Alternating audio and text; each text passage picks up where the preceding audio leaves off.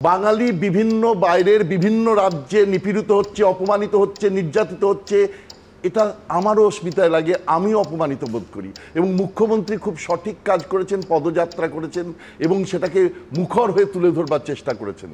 কিন্তু তার সঙ্গে একই সঙ্গে উনি যেমনভাবে 2005 সালের 4 আগস্ট লোকসভার মধ্যে দাঁড়িয়ে চিৎকার করে বলেছিলেন যে বাংলাদেশে অনুপ্রবেশ একটা ডিজাস্টারের জায়গায় পৌঁছে গেছে, এখন আমরা ভোটার লিস্টে বাঙালি এবং ভারতীয় এবং বাংলাদেশি দুজনকেই দেখতে পাই, সেটা আজও উনি বলুন না।